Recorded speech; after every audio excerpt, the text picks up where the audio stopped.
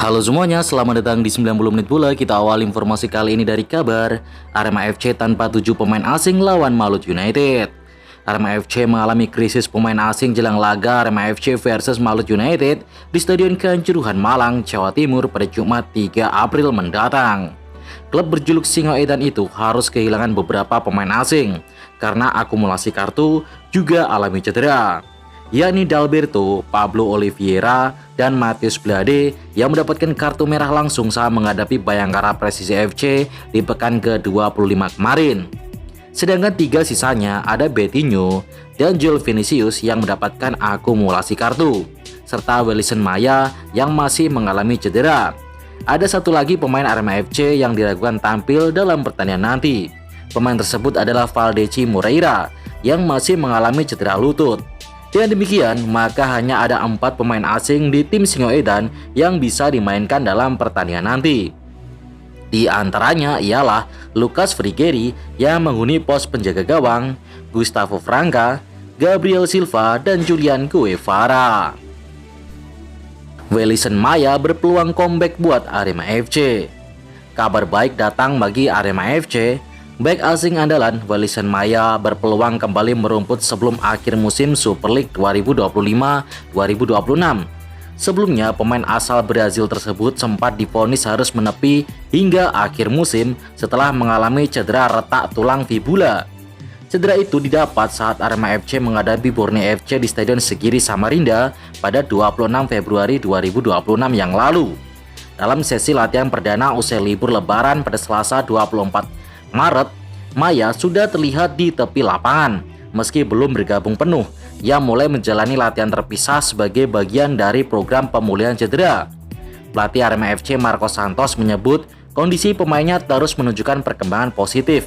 Namun keputusan akhir tetap bergantung pada hasil pemeriksaan lebih lanjut. Victor Detan dan Juran Fernandes OTW gabung Persebaya. Belakangan ini, Persebaya Surabaya dikaitkan dengan sejumlah pemain, dengan beberapa di antaranya adalah punggawa PSM Makassar. Di antara pemain PSM Makassar yang dikaitkan dengan Persebaya Surabaya adalah Juran Fernandes, kapten tim, dan Victor Detan, pemain muda berbakat. Lebih lanjut, sosok pelatih Bernardo Tavares disebut-sebut jadi penyebab Victor Detan dan Juran Fernandes dikaitkan dengan Persebaya Surabaya.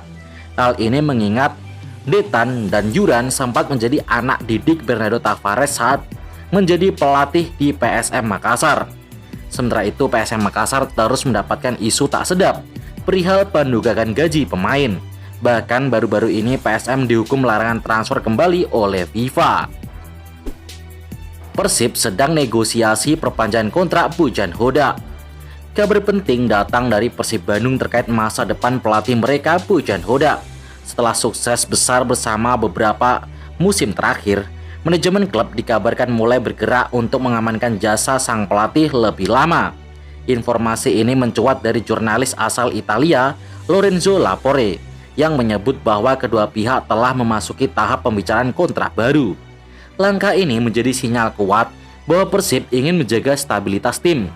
Sejak kedatangannya, Pujan Hoda memang membawa perubahan signifikan bagi Maung Bandung. Ia sukses mengangkat performa tim hingga kembali menjadi salah satu kekuatan utama di Liga Sepak Bola Indonesia. Kedua pihak sama-sama ingin melanjutkan kerjasama. Dengan klub Persib sudah mengajukan tawaran pertama. Negosiasi saat ini sedang berlangsung. Rizky Ridho jadi perekat hubungan Persija dan Persib. Pemain bertahan Persija Jakarta Rizky Ridho mengungkapkan pesan yang syarat lewat unggahan di akun media sosial pribadinya pada Sabtu 28 Maret malam. Melalui postingan tersebut, Rizky Ridho menampilkan momen kebersamaan para pemain yang berasal dari dua tim rival Persib Bandung dan Persija Jakarta yang kini berjuang bahu-membahu dalam skuad timnas Indonesia. Dalam potret itu tampak beberapa nama seperti Eliano Riders, Beckham Putra, Jordi Amat, Doni Tripamungkas hingga Mauro Zilistra. Ridho pun menuliskan pesan singkat, namun syarat arti dalam unggahannya, bersatu untuk tujuan yang sama.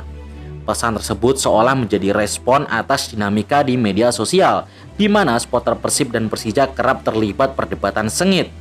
Rivalitas panjang kedua klub memang sering terbawa hingga ke dunia maya. Mark Klok mendadak senggol The Jack, kok bisa? Sosok pemain Persib Bandung yang juga pemain timnas Indonesia, Mark Klok, yang buka suara setelah videonya viral pada Oktober 2025 lalu. Momen video viral itu terjadi saat timnas Indonesia melawan Arab Saudi di babak keempat kualifikasi Piala Dunia 2026 zona Asia. Laga timnas versus Arab Saudi berlangsung di Stadion King Abdullah Sport City pada Kamis 9 Oktober 2025 yang lalu. Dalam laga itu, timnas Indonesia kalah 2-3 dari Arab, yang membuat Garuda gagal tampil di Piala Dunia.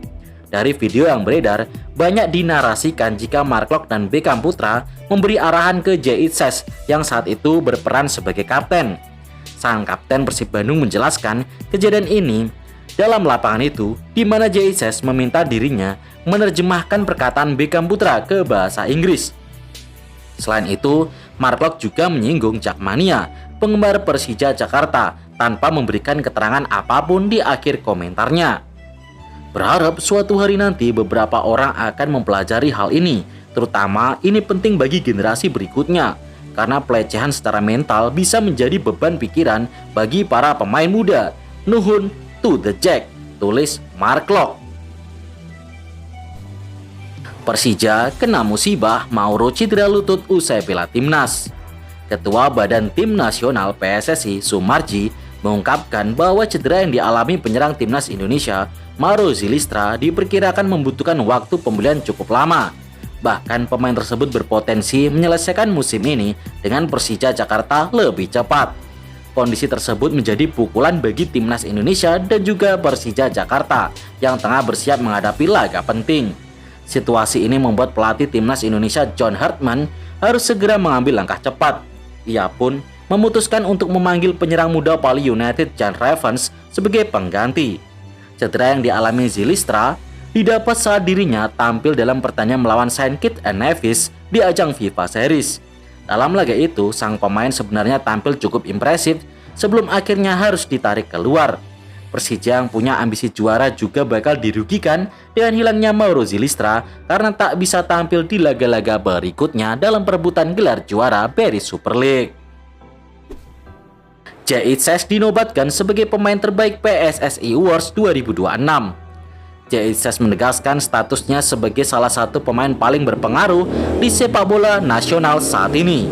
Baik sekaligus kapten timnas Indonesia itu resmi meraih penghargaan pemain terbaik dalam ajang PSSI Awards 2026. Penghargaan ini menjadi puncak dari performa konsisten Jaitzes dalam periode penilaian Agustus 2024 hingga November 2025. Ia tampil solid baik bersama klub maupun di level internasional, serta menjadi figur sentral dalam kebangkitan timnas Indonesia. PSSI Awards 2026 merupakan edisi perdana dari ajang penghargaan yang digelar untuk mengapresiasi insan sepak bola Indonesia. Kategori pemain terbaik menjadi salah satu yang paling bergengsi, mengingat ketatnya persaingan di dalamnya. Gimana menurut kalian guys? Siapakah pemain terbaik Indonesia saat ini? Tulis versi kalian di kolom komentar. Selanjutnya kita ke hasil FIFA Series Timnas Indonesia versus Bulgaria yang baru aja usai. Timnas Indonesia kalah 0-1 dari Bulgaria lewat penalti dari Marin Petkov. Masih banyak PR buat Timnas Indonesia karena sangat minim kreativitas dan 2 kali membentur tiang ya. Sayang sekali tidak berhasil menang di laga ini.